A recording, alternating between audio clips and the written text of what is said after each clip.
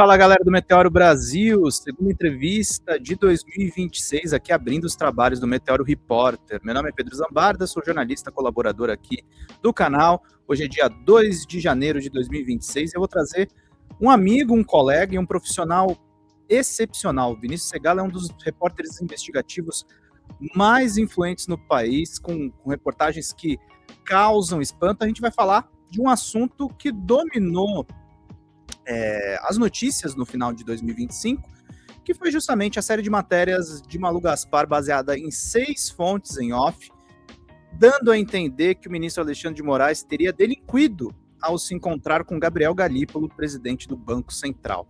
Eu vou destrinchar isso em cima de uma reportagem que o Vinícius publicou no Diário do Centro do Mundo, nessa entrevista que a gente vai fazer aqui no Meteoro Repórter. Vamos de vinheta? Eu vou trazer a matéria e vamos conversar com o Vinícius a respeito disso. Vamos lá.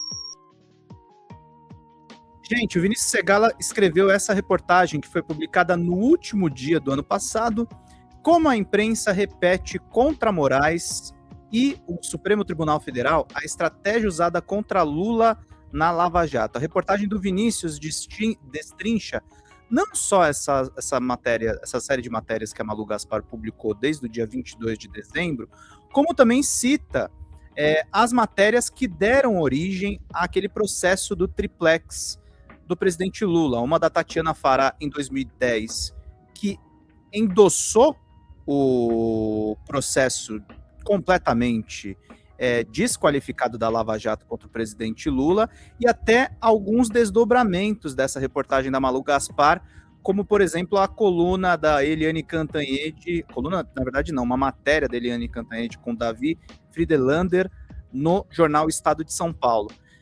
Vinícius Segala, quero te chamar aqui do Meteoro Repórter e te fazer uma pergunta direto ao ponto. O lavajatismo voltou para a imprensa, meu caro? Seja muito bem-vindo aqui ao Meteoro. Como é que você está? Tudo bom? Tudo ótimo, Pedro Zambarda. Feliz ano novo para você e para os amigos do Meteoro. Antes de entrar nesses temas, eu vou tirar um chiclete da boca, que tá difícil falar com esse chiclete. Espera só um pouquinho, então. Deixa eu tirar aqui o Vinícius da tela um segundinho. Pronto, fechou aqui. Vai lá, Vina. Se você puder responder aquela pergunta. Vou responder, mas antes eu quero só agradecer o convite, viu, Pedro Zambarda? O canal Meteoro é um canal que eu conheço e acompanho, me informo por esse canal há muitos anos. Quando você me chamou para vir aqui, eu fiquei bastante feliz, viu, Pedro? Porque é legal você fazer parte de um veículo que você lê, né? Que você lê, não, assiste, no caso, né? Então, muito obrigado, viu, Pedro Zambarda? Estou muito feliz de estar aqui com você e seu público. Imagina. Em relação ao lavajatismo na imprensa, né? Se voltou. Eu tenho medo de dizer que ele voltou, porque eu não sei se ele em algum momento foi embora, sabe? Esse método que nessa reportagem que você citou a gente descreve é um método que a imprensa utiliza há muito tempo. O bolsonarismo, ele concedeu à grande imprensa, às forças de direita conservadoras, um grande ganho, que foi poder dizer que a imprensa é criticada pelos dois lados. Por quê? Porque quando o Bolsonaro chegou ao poder, a imprensa começou a ser criticada por eles, né? Pelo bolsonarismo. Primeiro, o Eduardo Bolsonaro alcunhou o termo extrema imprensa, e eles ficavam globolixo, esse tipo de coisa, né?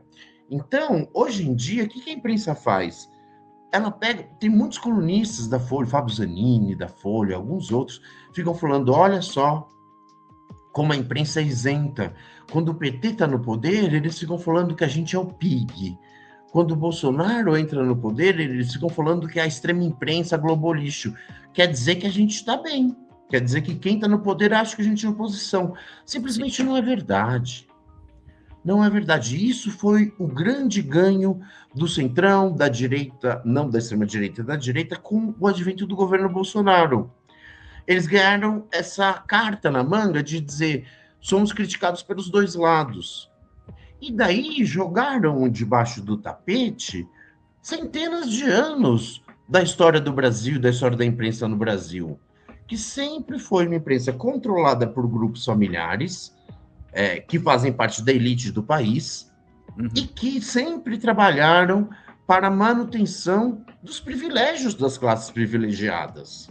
Sempre foi assim ao longo desde do Brasil independente ou até antes. Então, quando a gente vê agora a imprensa voltando a fazer isso que ela fez durante o lavajatismo, é simplesmente mais do mesmo. Por isso eu fico com dificuldade de dizer, o lavajatismo voltou. Sempre fizeram isso. Isso o quê? O combate às forças progressistas do país. E de que maneira? Com esse método, que é um excesso de offs. Off é quando um jornalista, né, para quem não sabe... Aliás, legal você explicar isso, que é uma coisa que estão fazendo muita confusão, né? Não são fontes anônimas, é o uso excessivo dos offs e aquela coisa que a gente fica com uma suspeita, né, Vina? Se a notícia não é plantada, né?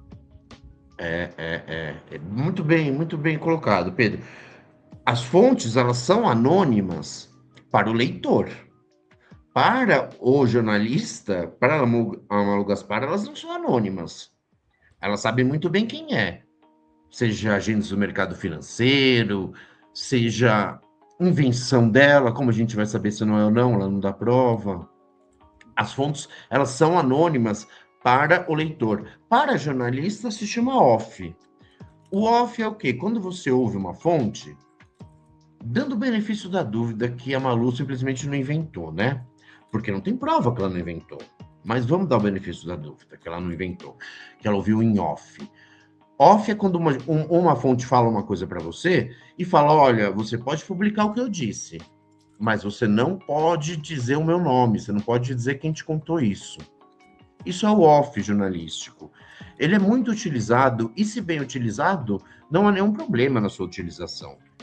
Porque pensa, Pedro, eu estou fazendo uma reportagem sobre um crime da polícia, supondo, né? Um crime da polícia. Aí eu vou lá na favela, ouço a mãe do menino morto pela polícia. E a mãe fala, eu vi o policial dando um tiro nele e eu vi aqui que o nome dele era Brandão. Só que, por favor, ô repórter, não dá o meu nome, senão eu vou morrer amanhã. Então aí eu preciso preservar o off. Porque eu não posso dar o nome da minha fonte, porque a minha fonte vai ser prejudicada. Então, esse é o off. Às vezes faz sentido você não dar o nome. Agora, Pedro, veja o caso da Malu Gaspar. Ela pega e fala, houve uma conversa entre dois cidadãos. O ministro Alexandre de Moraes e o presidente do Banco Central. Uma conversa que ninguém estava presente junto. Ninguém estava. Só esses dois ouviram. Eram conversas telefônicas. Aí ela pega e escreve uma matéria falando, o teor dessa conversa era o Banco Master. Quais são as fontes? 6 fontes. 6 pessoas conhecem o teor de uma conversa entre 2 pessoas que não são nenhuma dessas 6, segundo ela. Ou seja, uma dessas 2 pessoas, ou o ministro Alexandre, ou o presidente do BC, saiu fofocando que conversou com a outra. Sim. Aí, essas 6 fontes dela ouviram. Não dá para dizer que foi o ministro Alexandre, né? Porque essas matérias servem para... por apurações de outros colegas, e aí entra numa teia, né? Outros colegas que falaram com outras fontes em off, parece que quem vazou foi ou o próprio Galípolo ou gente ligada ao Banco Central. Só pode ter sido o Galípolo, Pedro. Sabe por quê? A conversa só foi ouvida pelos dois. Eram conversas particulares. Então, o Galípolo contou para 6 pessoas, no mínimo. E essas 6 pessoas contaram para Malu. E aí, como que ela sabe se é verdade? Se é verdade que o Galípolo falou isso para elas. E 2, se é verdade o teor da conversa que o Galípolo falou para elas, que falou para Malu. Isso chama fofoca, não chama off. Não chama off, chama fofoca. Olha, Malu, eu sou aqui um cara que o Galípolo me contou, ou alguém me contou que o Galípolo contou, que na conversa dele com o Moraes, eles falaram sobre o Banco Master. Aí vem outra pessoa que ela... Oi, outra fonte minha. Você já ouviu falar aqui na conversa que só 2 pessoas ouviram? Que era o Moraes e o Galípolo. O Moraes falou em defesa do Banco Master, aí mais uma fonte falou, sim, eu ouvi, mano, alguém me contou essa história, que eles conversaram sobre isso. É teor unicamente de fofoca. E aí ela pega e escreve uma matéria com todos os certos falando, Moraes ligou para Galípolo para falar do Banco Master. Através de uma fonte terciária. Né? Ela já está ouvindo a terceira, é muito telefone sem fio. Qual é a diferença desse episódio que eu acabei de dizer de uma mãe? Se eu vou lá e ouço o off de uma mãe, ela é a testemunha primária, ela não ouviu de outra pessoa, ela viu com os olhos dela. Esse é o off que vai falar, olha... E ela está correndo risco passando para você essa informação. E ela está correndo risco, por isso que eu preservo o off, por isso que o off dela faz sentido. Agora, uma pessoa que é amiga do Galipo, ou sei lá, que te contou, aí a pessoa te conta isso. Por que ela te conta isso? Por que isso deve valer como verdade? Porque uma coisa, Pedro, que também as pessoas que não trabalham no meio jornalístico têm que entender muito bem, que você entende muito bem, eu já sei, porque a gente trabalha muitos anos juntos, é que quando alguém te passa um off para você, repórter, essa pessoa está te passando esse off não porque ela é uma patriota, ela quer o bem do país, é porque ela tem interesse em passar o off. Sempre é assim. Sim. Por exemplo, esse caso da mãe, que eu usei de exemplo, ela tem interesse que o policial que matou o filho dela seja punido. Então é por isso que ela está me contando. Agora, essas fontes da Malu, por que elas têm interesse em constranger o Moraes? Elas têm que ter um motivo. Tem que ter um motivo. Elas não contam as coisas. Ela não vai se correr o risco de se indispor com o presidente do BC por fofocar uma história. Ela tem que ter um motivo. O motivo só pode ser o desgaste do Moraes.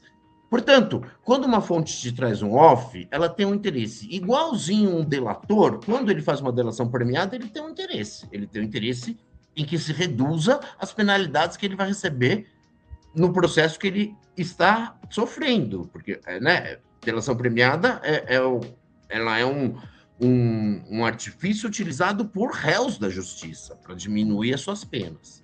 Então, ela tem esse interesse. E é por isso que a delação premiada não vale como prova. Porque o cara está falando uma coisa porque ele quer se livrar da justiça. É por isso que na lei está escrito que na delação premiada precisa ter provas do que foi dito pelo delator. Conjunto probatório, né? Senão não vale. Só o louco do Sérgio Moro que achou que a delação do Léo Pinheiro valia sem prova e condenou. Aí depois o processo foi obviamente anulado, porque não vale. É a mesma coisa com a Malu Gaspar. Ou ela mostra quais são as provas que acompanham esses offs que ela teve, ou ela diz quem é. Senão não vale nada. Então, esse é um ponto.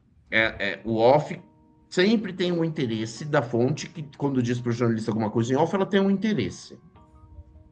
Agora, quando você faz uma reportagem só baseada em off, ela não tem nenhum valor jurídico. Pensa assim, eu fiz uma reportagem falando, alguém me contou, não estou dizendo quem, não me apresentou prova, mas o Moraes fez tráfico de influência.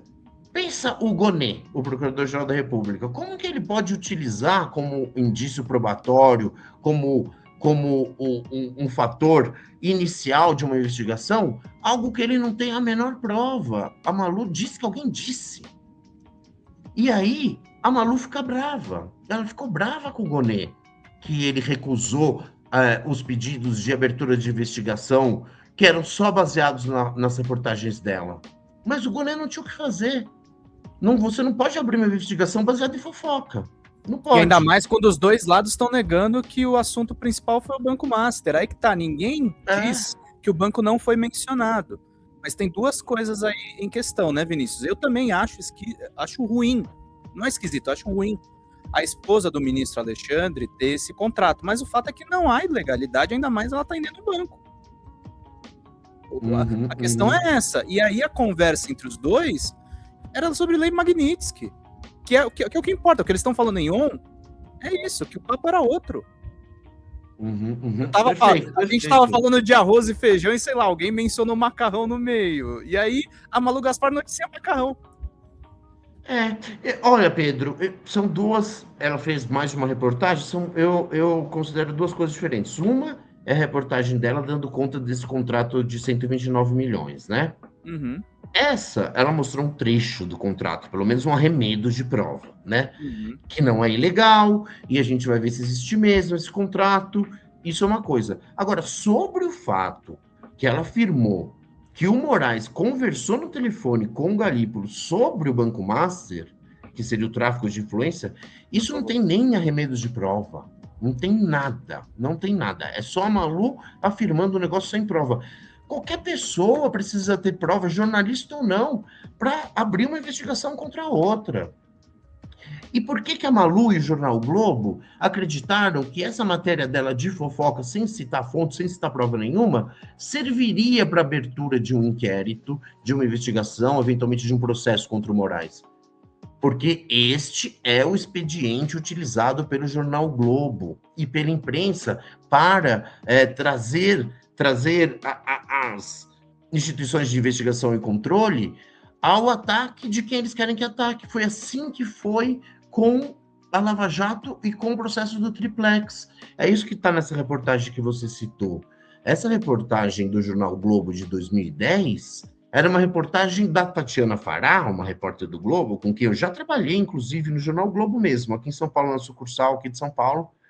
Trabalhei com ela, era uma boa repórter. Mas ela fez essa reportagem em 2010 só baseada em off. A reportagem dela dizia que o Lula e então sua esposa, Dona Marisa, eram donos de um triplex. A reportagem não tem nenhuma fonte. É off que ela ouviu e não tem nenhum documento falando que eles eram. Apesar disso, o Deltan Dallagnol e o Sérgio Moro acharam que era suficiente. Eles acharam que a reportagem do Globo, sem fonte, sem nenhuma prova, era suficiente para gerar uma denúncia. E assim denunciaram o presidente Lula, assim teve início o processo do Triplex, como quem lê essa reportagem vai saber, com provas e documentos, porque a gente apresenta prova e documento do que fala, não é por off. Então, eles já fizeram e deu certo. A origem do processo do Triplex é matéria em off do Globo. Então eles tentaram de novo. Quando não deu certo, a Malu ficou brava com o Gonet.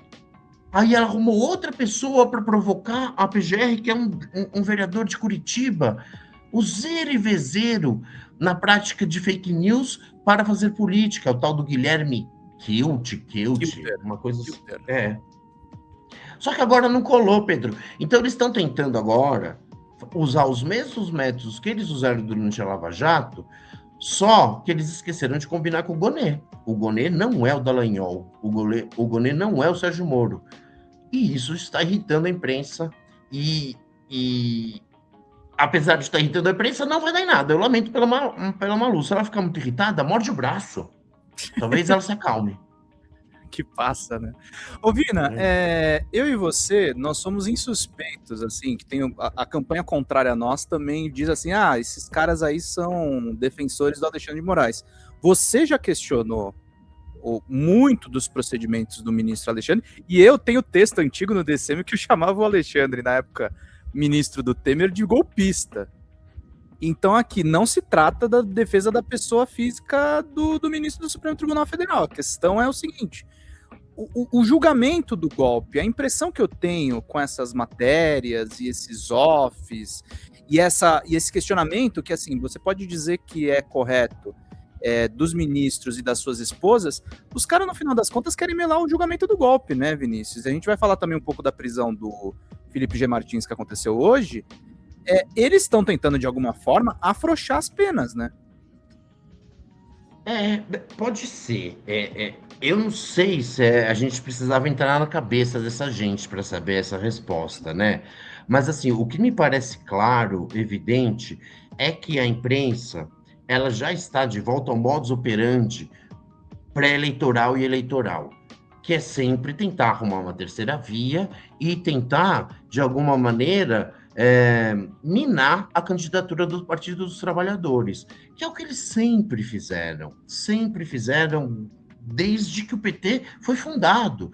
E antes do PT ser fundado, eles faziam com todas as candidaturas progressistas, seja do Jango, seja do Kubitschek, seja do Getúlio Vargas, quando ele, após a ditadura do Estado Novo, voltou ao poder com um projeto progressista de conquistas de direitos dos trabalhadores. A imprensa agora precisa dar um jeito de que o PT não continue no poder.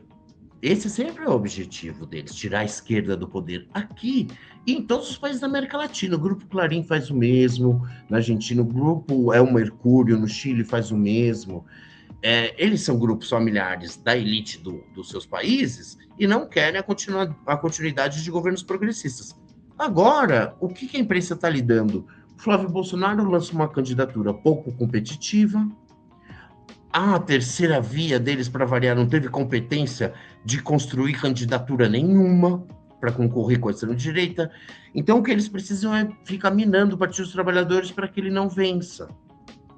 Qual é a maneira agora de minar o Partido dos Trabalhadores quando o governo do presidente Lula está alcançando recordes de redução do desemprego, recordes de tirar pessoas da pobreza, ou seja, o bolso do trabalhador está bem. O que eles precisam, então, é criar uma crise institucional e dizer que há um conluio entre o atual governo e o Poder Judiciário para minar a democracia brasileira. Para mim, essa é a agenda deles.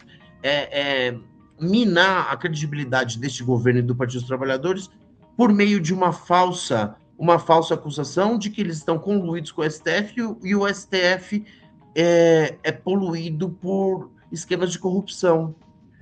Então, o que eu acho que o que a gente está assistindo é uma antecipação da campanha eleitoral do ano que vem. E as campanhas eleitorais presidenciais, a imprensa sempre fez parte tentando dominar o Partido dos Trabalhadores. E eu falo isso com muita certeza, porque eu já trabalhei em períodos eleitorais no Globo, na Veja, no UOL, na Folha, e sempre acontece isso. Sempre acontece isso. Eles sempre tentam minar candidaturas dos partidos progressistas. Isso é um fato. Sim. Você trabalhou, inclusive, com a própria Malu, né? Trabalhei com a Malu Gaspar, sim. Eu era correspondente da revista Veja Belo Horizonte e ela era editora no Rio de Janeiro, da sucursal do Rio de Janeiro, da revista Veja. Fizemos umas 3, 4 matérias juntos, já comentei a respeito.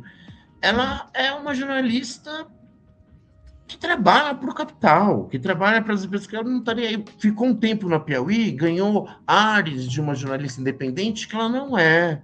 Ela não é. Ela tem agenda, ela tem pauta, ela tem uma similaridade entre o que ela quer e os donos dos veículos que ela trabalha querem. E ela está fazendo o que eles querem. Uhum. E tem uma coisa também, né, Vinícius? Nessa lógica das redações, por mais que a matéria dela não tenha virado um processo contra o ministro Alexandre, você como conhece bem essa questão eleitoral, ela vai ser premiada por isso, né? Agora ela está em destaque no Globo, vai estar em destaque nos veículos amigos, porque é o que você falou, eles não querem, eles querem, por exemplo, o Tony Garcia, que inclusive fez a denúncia que está embasando essa decisão agora do Dias Toffoli para investigar a 13ª vara do Moro, ele disse o acordo era que o Lula só ficasse com esse terceiro mandato, que agora fosse para alguém da direita ou para o Geraldo Alckmin. E os caras não estão suportando, né, um quarto mandato do Lula, né? Não, perfeito. São duas agendas, né? Uma era, vamos ver se dá certo, a mesma coisa que a gente fez, o mesmo modus operandi da Operação Lava Jato, que é criar uma notícia baseada só em office, que gere uma denúncia e gere problemas judiciais a quem a gente está atacando. Essa, pelo jeito, não deu certo, né? O Gonê não caiu. E a segunda é gerar fato político, fato eleitoral. Você vai num bar, ouve conversas no metrô, não sei o que, você já vai ver as pessoas falando, e o Moraes, você viu, ficou defendendo o banco junto com o BC. Isso ela obteve. E obteve também por uma orquestração que a gente viu também está contada nessa reportagem, entre todos os órgãos de imprensa. O Gramsci, ele tem um conceito, vocês sabem quem é o Gramsci, eu acho, né, gente? Se não dá um Google, não vou explicar. O Gramsci, ele falava de uma coisa chamada orquestra sem maestro. Orquestra sem maestro. É quando todos os entes, indivíduos e pessoas jurídicas de uma mesma classe social, de um mesmo grupo de interesse, eles passam a agir de maneira orquestrada sem que precise de um maestro orquestrando. Porque eles sabem como funciona. É isso que a imprensa está fazendo. A Malu deu essa notícia, todos os grandes órgãos de imprensa, da imprensa familiar, da mídia comercial brasileira, repercutiram, dando como se fosse verdade o que a Malu disse. Então a imprensa compra do outro e começa aquela mentira repetida até virar verdade. Eu nem sei se é mentira que o Alexandre de Moraes falou sobre isso, eu só sei que não tem prova. E é preciso sempre você dar o benefício da dúvida para quem é acusado. Então, agora o que a imprensa está fazendo, junto com a Malu, é comprar esse negócio. A Eliane Cantanhede, aquela que já serviu de assessora de imprensa do Sérgio Moro durante a Lava Jato e do Dr. Dallagnol, logo depois que a Malu publicou essa matéria, ela publicou uma outra matéria só com fontes em off, dizendo que o Alexandre de Moraes tinha ligado no mesmo dia para falar do Banco Master 6 vezes para o Galípolo. Então, tem um grampo no telefone do Galípolo ou do Moraes feito por alguém que contou para Eliane Cantanhede qual era o teor da conversa. É uma coisa que o Moisés Mendes especulou, né? Pô, grampearam então? Esse grampo é legal? Exato.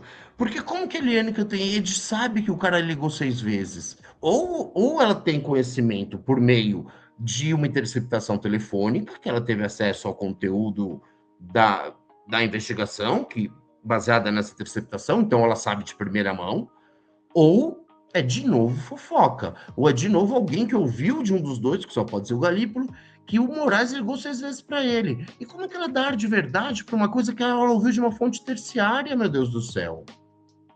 Então a imprensa faz isso, sabe, Pedro? Isso foi muito feito durante a Lava Jato. Alguém publicava uma coisa em off que o Dallagnol vazou, sem dizer se é verdade ou não, e se quiser, eu até conto uns casos que era mentira o que o Dallagnol vazou, e daí o resto da imprensa fica repercutindo como se fosse verdade. Então eles agem incluir, não porque o dono da Folha ligou para o dono do UOL, que ligou para o dono do Estadão, que ligou para o dono do Globo, essa imprensa familiar toda, para falar, olha, vamos fazer isso agora? Não precisa. É a orquestra sem maestro. Eles sabem como funciona. Falam, olha, ela está batendo no Moraes sem fonte. Vamos fazer também nós, ajudar? E vai um repercutindo o outro, e se constrói uma verdadeira fake news com áreas de verdade por meio da nossa imprensa. É triste, mas é isso que acontece. E que acabou gerando, no final das contas, a eleição do Bolsonaro e a ascensão do Moro enquanto ministro. Que mentiras são essas do Dallagnol que você consegue elencar? Que eram... Vou falar já. O Fausto Macedo, não sei se as pessoas conhecem, Fausto Macedo, ele tinha um blog, uma coluna no jornal Estado de São Paulo, e o blog no site, obviamente, né? Mas também tinha uma coluna no de papel, na época das investigações antes do presidente Lula ser preso, né? E ele vazava um monte de coisa em off que o Dallagnol passava para ele. Vazava. Uma vez ele vazou uma, que dizia o seguinte: o triplex tá cheio desses eletrodomésticos carésimos. Sabe aqui, para quem é de São Paulo, você vê, sabe o Shopping D&D, gente? Que é um shopping caro ali perto do Shopping Morumbi, só de coisas da casa, que tem uns fogões de 7 mil reais, uma geladeira de 10 mil reais. Aí, o Dallagnol vazou para o Fausto Macedo que o triplex do Lula, a OAS, o Léo Pinheiro, tinham recheado desses eletrodomésticos carésimos, de móveis carésimos. E aí ele botou lá, segundo fontes que eu ouvi, tem um fogão lá de 6 mil reais. Coisas assim. Beleza, ele publicou isso, todos os órgãos de imprensa e os setoristas, e eu vou dizer o nome deles, de cada um que cobria. A Kátia Seabra na Folha republicou o concorrente dela, falando, diz o Estadão, que tem ali e tal. O Sérgio Roxo, do jornal o Globo, republicou o Fausto Macedo, falando, olha, parece que lá no imóvel do Lula tem coisas, fogões de 6, 7 mil reais. O que aconteceu, Pedro? O então advogado do presidente Lula, Dr. Zanin, entrou com um pedido da defesa para o Sérgio Moro, né, que era o juiz, enfim, ele era o juiz, né, entrou com o pedido falando assim, olha, a gente não reconhece que tem esses fogões de 7 mil reais. Eu peço, por favor, uma perícia nesse imóvel para que a gente possa provar que não tem nada de 7 mil reais. O Sérgio Moro negou. O Sérgio Moro falou, não tem que ter perícia, vocês estão querendo fazer medidas protelatórias para que se estenda o período de instrução processual, para que o presidente Lula fique fora da cadeia quando ele já devia ir para lá. Vocês estão enrolando no processo, não vou permitir que se faça essa perícia. Não permitiu. Daí, Pedro, sabe o que aconteceu? O Guilherme Boulos e o pessoal do MTST pegou e Entrou. invadiu o prédio do triplex. Você lembra quando eles invadiram? Lembro. Eles Teve vídeo, invadiram. foto. Invadiram e tiraram fotos de tudo. Tudo lá dentro. O que mostraram essas fotos? Que não tinha fogão de 7 mil reais. Não tinha nada disso. Não tinha um elevador que eles falaram que fizeram tal. Era tudo mentira. Ou mentira do Fausto Macedo, que a imprensa toda comprou, ou mentira do Dallagnol, que contou para ele que tinha. Fato é que não tinha. Não tinha. O Dallagnol, espertamente, a hora que o Fausto Macedo não, o Boulos invadiu lá, o imóvel do triplex e tirou essas fotos, ele fez um aditivo, que na verdade não foi aditivo, foi uma transformação na sua denúncia inicial e tirou a parte que estava falando que tinha imóvel de 5 mil, sei o quê. Porque era mentira. Ele tirou do processo. Agora, pergunta se o Fausto Macedo, se a Kátia Seabra, se o Sérgio Roxo, se o Jornal Globo, o Jornal Folha, o Jornal Estadão desmentiram. Não desmentiram. Não desmentiram. Então, você está percebendo como esses offs geram mentiras que não trazem consequência para esses jornalistas? A Malu Gaspar, a gente já mostrou que ela fez já umas 3, 4 matérias. Isso foi objeto de reportagem nossa com provas. E falando que aconteceu uma coisa em off e a coisa não aconteceu e ela nunca desmente. Um exemplo recente deste ano é uma reportagem em que ela disse, não, de 2023. A reportagem é de 2023, da Malu Gaspar no Jornal o Globo, dizendo que a Petrobras ia passar a explorar petróleo dentro de 6 meses, lá em 2023 ela falou isso, dentro de 6 meses na foz do Rio Iguaçu. Gerou um monte de gente preocupada, ambientalista falando, o que é isso? A Petrobras vai destruir nossas cataratas? Ela fez isso. Passou 6 meses, passou um ano e meio, 2, a Petrobras nunca fez isso. A época que ela publicou essa reportagem, no dia seguinte, o presidente da Petrobras, então, o Prates, escreveu uma matéria falando, é mentira, a gente não quer fazer isso. A gente não vai explorar petróleo nenhum lá. Ela ignorou, a matéria dela foi mantida, e agora, passaram-se, desde 2023 até agora, mais de 2 anos, e ela tinha dado no prazo de 6 meses para começar, não se concretizou o off dela, e ela nunca voltou e falou, leitores, desculpa, eu ouvi um off, que eu não vou contar de quem, acreditei, escrevi, vocês acreditaram que a Petrobras ia, e como vocês podem ver, já passou 2 anos, ela não fez isso, então me desculpa, o meu off estava errado. Ela nunca faz isso. E sempre, então, pode continuar com esse expediente de utilizar offs de que depois ela não tem responsabilidade nenhuma para provar a verdade ou não. E se ela não faz, dane-se. As pessoas esquecem, ela passa por cima, não se desmente. Tá vendo? Olha isso mesmo que você está mostrando, Pedro. Era mentira. Era mentira, ela nunca desmentiu. Então, por que eu vou ficar acreditando nos offs dessa senhora que não se comprovam? E que ela não vem depois pedir desculpa nem explicar por que não se comprovaram. Isso não é jornalismo, isso é lixo.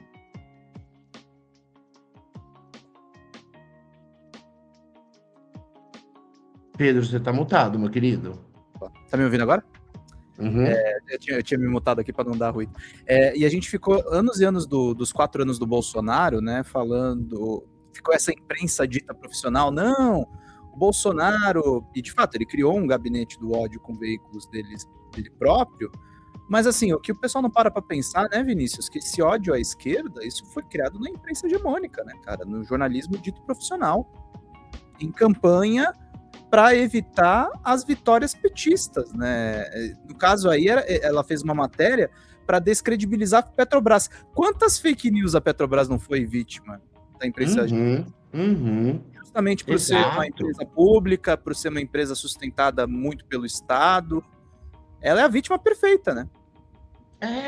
Exato. A imprensa, ela é useira e vezeira na utilização de offs que depõem contra a credibilidade de partidos progressistas e políticos progressistas, que depois não se provam reais e esquece. Portanto, a imprensa, ela não tem direito de pedir para a gente acreditar nos seus offs.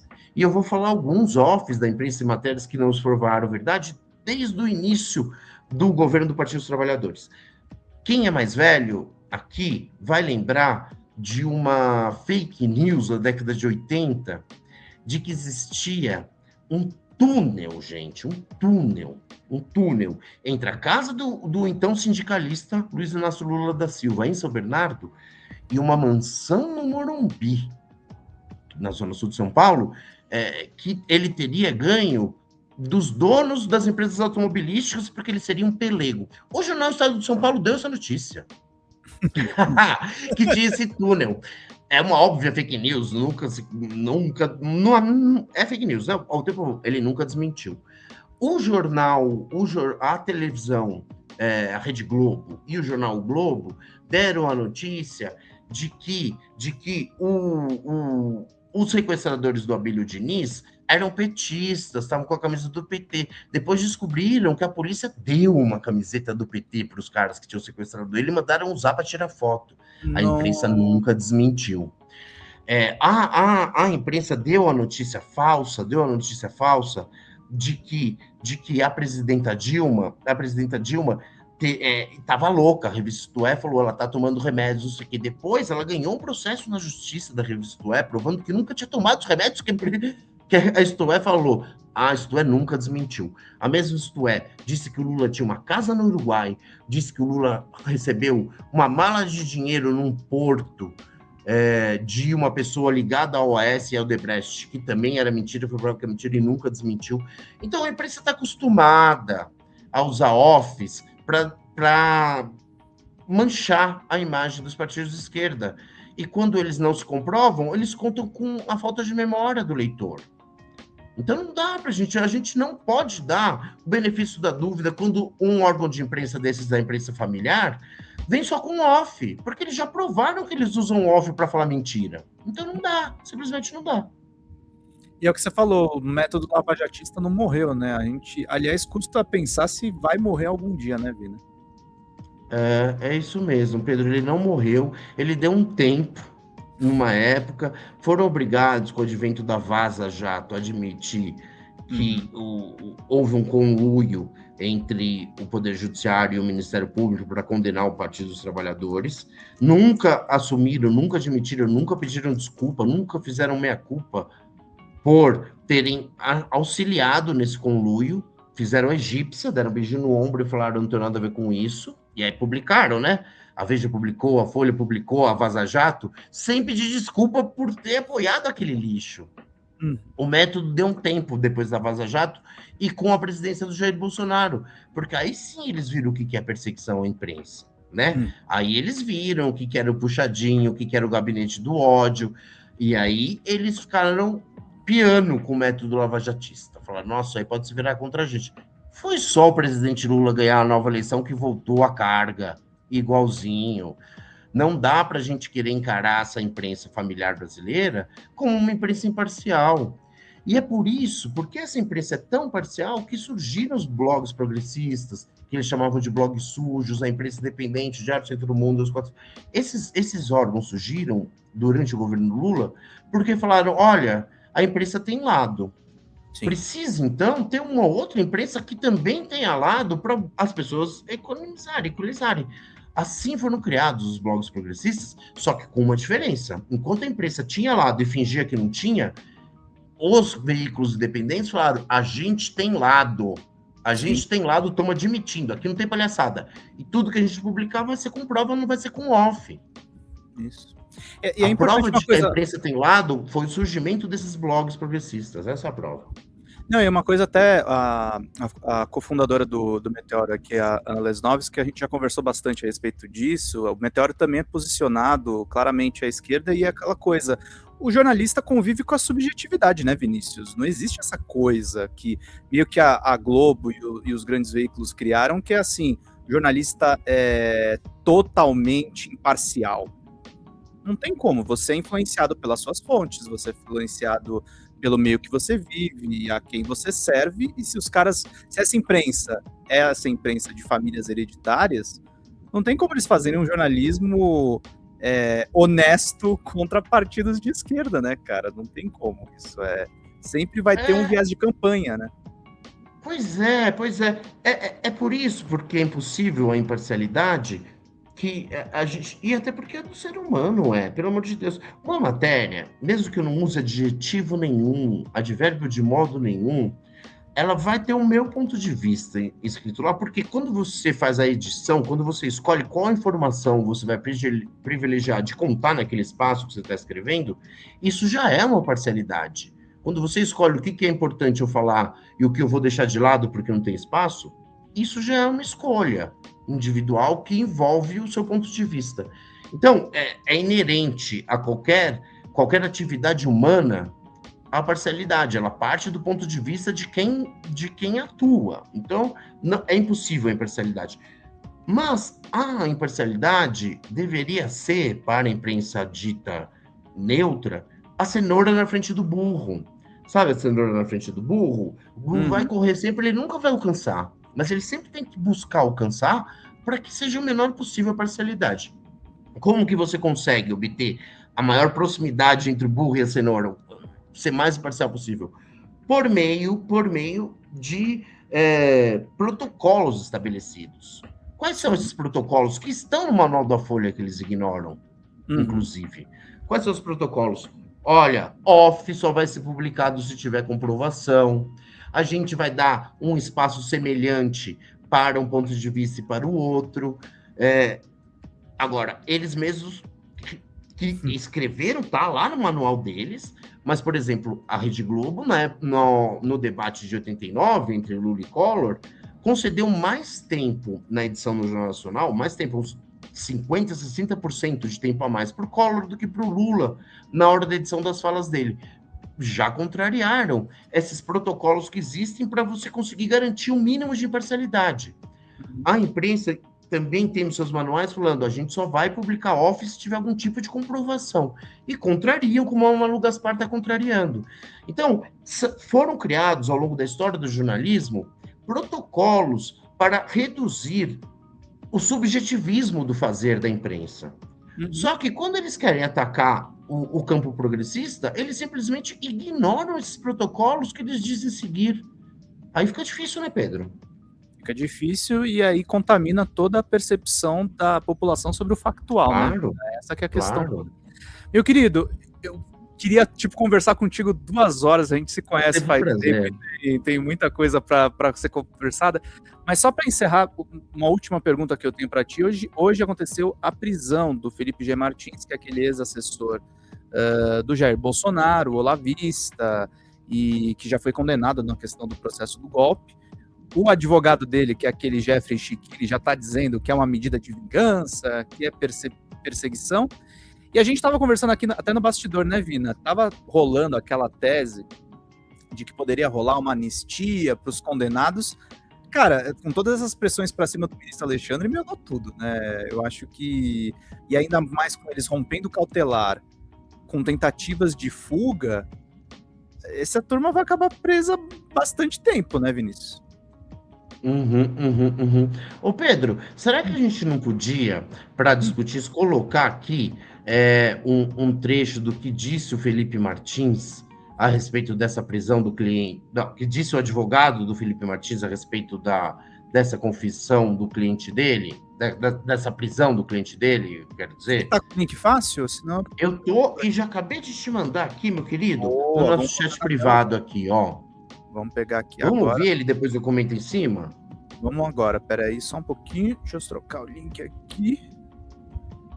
E vamos trazer aqui. Esse advogado, né? O Jeffrey Chiquini, né? Ah, ele mesmo. Gênio. Vamos lá, então. Um gênio que eu não sei se ele quer aparecer ou ferrar mais o cliente dele, né? Um negócio maravilhoso isso aqui. Cabe a dúvida. Me fala quando for para parar, isso, tá? Ou senão a gente vai fazendo, parando e falando, pode ser? Vamos lá, vamos nessa. A gente não vai ouvir 4 minutos dessa anta ainda, mas vamos ver um pouquinho começo. Martins acaba de ser preso em casa pela Polícia Federal, novamente por ordem do ministro Alexandre de Moraes. Nem vou chamar isso de prisão preventiva, porque prisão preventiva tem que ter motivo. E essa é mais uma prisão sem motivo. Há 2 anos, Felipe Martins foi... Veja, qual a primeira mentira contada pelo doutor, né? Inclusive, o Conselho de Ética, a Comissão de Ética da OAB devia ver, porque advogado ele tem que defender seu cliente, mas não vale mentir. E é mentira o que ele acabou de dizer. Felipe Martins estava em prisão domiciliar, com uso de tornozeleira, se não me engano, que são medidas cautelares menores do que a prisão preventiva, né? Em virtude do risco que ele trazia ao processo, o risco de fuga, etc. Então, ele tinha essas medidas cautelares. Entre as medidas cautelares que estavam impostas pela justiça a ele, estava a de não utilizar as redes sociais. O que consta no Código de Processo Penal? Consta que uma pessoa que tem medidas cautelares contra ela e as desrespeita, deve progredir de medidas cautelares para medidas cautelares mais gravosas contra ela. Então, estava proibido do Felipe Martins usar as redes sociais por medida cautelar. Ele vai e usa as redes sociais. A única coisa dentro da legalidade que o ministro Alexandre de Moraes podia fazer era ampliar a gravosidade das medidas cautelares aplicadas ao réu. Então ele estava já com tornozeleira, já estava em casa, descumpre. O que a gente tem para ampliar a gravosidade? Prisão preventiva. Então é mentira desse senhor que não tem motivo para ele ter sido preso. E a rompimento das cautelares foi o seguinte, foi um e-mail de denúncia de que o Felipe Martins teria usado o LinkedIn, justamente a rede social dos coaches. O e-mail gerou a denúncia, a Polícia Federal e a PGR constataram a veracidade do que estava denunciado por este e-mail. De fato, ele utilizou. Porque no LinkedIn, não sei se você sabe, Vinícius, dá para rastrear. Exato. E assim, sabe, o que eu queria dizer, viu, Pedro, é que eles ficam com esse chororô todo, querendo... viraram todos garantistas agora. Esse pessoal que adora tortura na cadeia, adora matar bandido, né, bandido de outro, agora eles viraram todos garantistas. O Brasil é o zero e vezeiro em manter pobre na cadeia à toa, antes do fim do processo, por meio de medidas preventivas. Esse pessoal nunca reclamou. Agora, são todos garantistas, ficam observando se o Alexandre de Moraes está excedendo, está dentro da discricionariedade do juiz, da janela decisória do juiz. Qual é a medida cautelar que vai ser aplicada para que o processo tenha sua lisura garantida? Já estava bom demais para o Felipe Martins, já devia estar em prisão preventiva antes, tentou fugir. É uma pessoa que atentou contra a democracia. Um pobre, Pedro, fica em prisão preventiva por qualquer coisa. Falou, eu ouvi de um vizinho, eu estou falando um exemplo real, eu ouvi de um vizinho dele, isso é o delegado pedindo uma preventiva, eu ouvi do vizinho dele, desse cara que foi pego com 30 gramas de cocaína, portanto, eles estão achando que é tráfico, né, devia ser mesmo, eu ouvi de um vizinho que ele ia fugir, portanto, peço a preventiva. Eu ouvi de um vizinho que ele ia fugir. E o juiz concede a preventiva, porque o cara é pobre e preto. Uhum. Agora, esse cara não é um ouvir de alguém. Ele, de fato, descumpriu a medida cautelar. Ele, de fato, utilizou as redes sociais. E, ainda assim, esse cidadão acha excessivo. É tortura. Porque ele está prendendo meu cliente. Está prendendo porque a lei manda. Vamos ver só mais um pouquinho, até porque a gente vai encerrar aqui. Vamos lá. Foi preso por uma viagem que não fez. Após provar que não viajou, ficou preso por mais 6 meses. Agora, no final do ano de 2025, sofre uma prisão domiciliar por culpa de terceiro. E hoje é preso sem que tenha descumprido nenhuma medida cautelar. Pode parar. Felipe Martins estava cumprindo... Vai lá. E é só isso, tá, Pedro? A gente pode tirar esse cara do ar, era só isso que eu ia dizer. Ele contou mentiras em série, é um serial liar, né? Serial liar, esse doutor aí. Veja e só. É dos advogados dos golpistas o que tá mais chamando a atenção nas redes, né? Um moleque tonto. Olha, Pedro, a quantidade de mentiras que ele contou. Primeiro, que ele foi preso por uma viagem que nunca aconteceu. Simplesmente não é verdade. Ele foi preso preventivamente, domiciliarmente, né? Em virtude de ter escrito a minuta do golpe. Esse advogado ainda não provou que ele não escreveu a minuta do golpe e também não precisa provar, o ônus da prova cabe a quem acusa, mas está muito bem provado que ele escreveu a minuta do golpe. Então não é porque ele teria viajado ou não, que ele insiste que as autoridades americanas burlaram os documentos, o Poder Judiciário estava utilizando, né, dando áreas de verdade ao que as autoridades norte-americanas dizem. Mas ele não está preso por risco de fuga porque ele foi para os Estados Unidos. Ele está preso, estava preso em prisão domiciliar e agora preventivamente, porque ele está destruindo, risco de destruição de provas do processo e risco de conluio com os outros réus para evadirem-se juntos da justiça. Aí agora entra a segunda mentira. Ele estava em prisão domiciliar por ações realizadas por terceiros. Ele disse isso. Por que ele disse isso?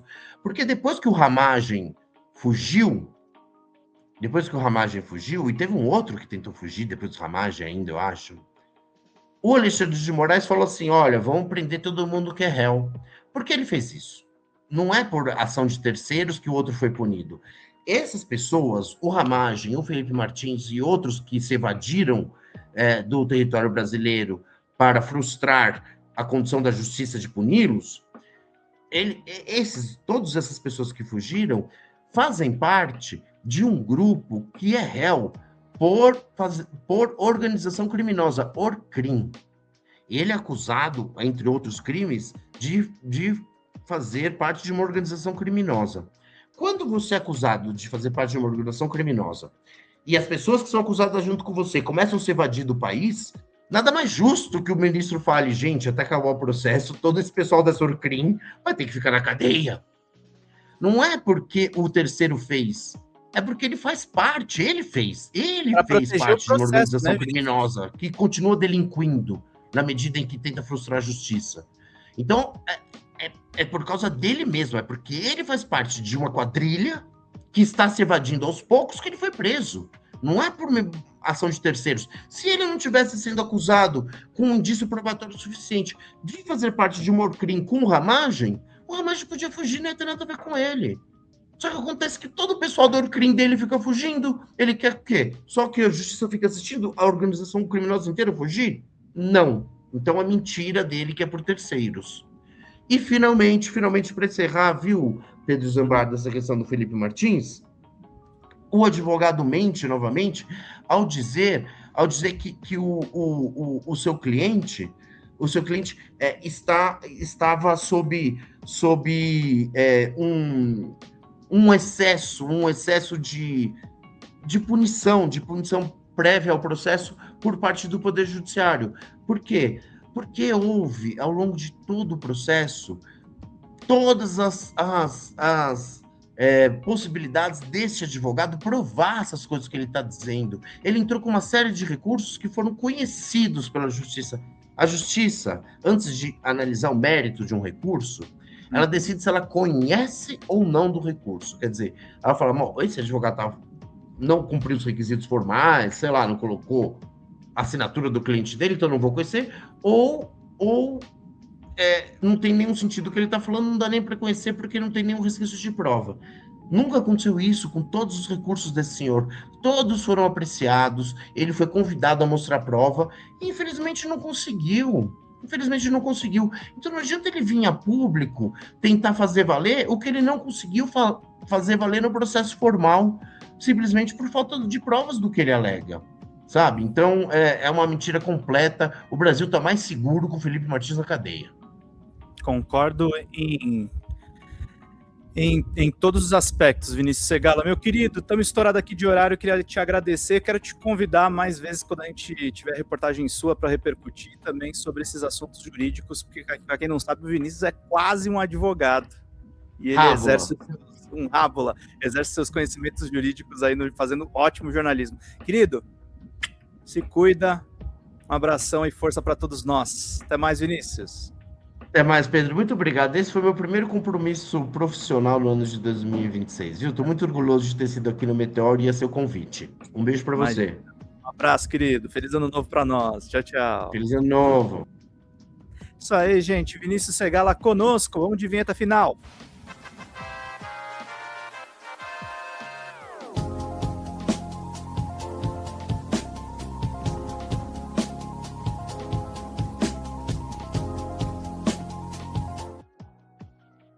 Vida longa e próspera, gente. Até mais. Tchau, tchau.